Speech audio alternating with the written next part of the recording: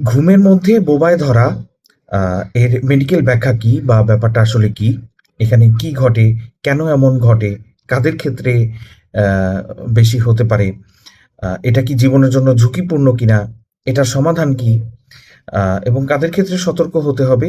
এই সমস্ত ব্যাপারে আজকে একটু আলোচনা করব। বোবায় ধরা এর মেডিকেল টার্মিনোলজি হচ্ছে স্লিপ প্যারালাইসিস। এখানে ব্যাপারটা কি ঘটে?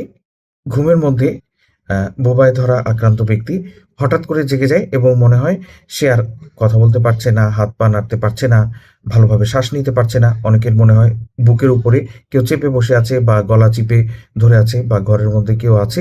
কেউ মনে করে যে ভূত চেপে বসেছে, এরকম একটা অনুভূতি হতে পারে। এখানে ব্যাখ্যাটা কি? আ ঘুমের মধ্যে একটা পর্যায়ে হচ্ছে REM স্লিপ বা র‍্যাপিড আই মুভমেন্ট স্লিপ। যখন আমাদের মাসল প্যারালাইসিস থাকে কিন্তু ব্রেইনের একটা অংশ সেরেব্রাল কর্টেক্স তখন পার্শিয়ালি সজাগ থাকে। আ তখন যেটা হয় যে ব্রেইন অ্যাক্টিভ থাকার কারণে অনেকে স্বপ্ন দেখতে পারে, অনেকের হ্যালুসিনেশন হতে পারে। আ কাদের ক্ষেত্রে এটা বেশি হতে পারে? যদি আ পারসন মোটা হয়, হ্যাঁ?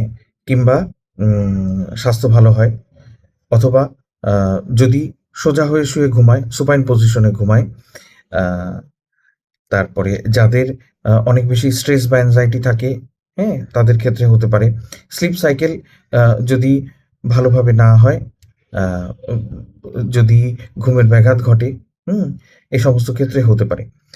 তাহলে এটার সমাধান কি? এটার সমাধান হচ্ছে আ স্লিপ সাইকেল প্রপারলি মেইনটেইন করা, অ্যাংজাইটি, স্ট্রেস এগুলো যতটুকু সম্ভব কন্ট্রোলে রাখা। আ ঘুমানোর সময় সম্ভব হলে পাশ ফিরিয়ে বা কাত হয়ে ঘুমানো। আ মাথা একটু উঁচু করে দিয়ে, একটু উঁচু করে রেখে ঘুমানো। এই ধরনের পদ্ধতিগুলো এপ্লাই করলে এটা অনেক কম হতে পারে।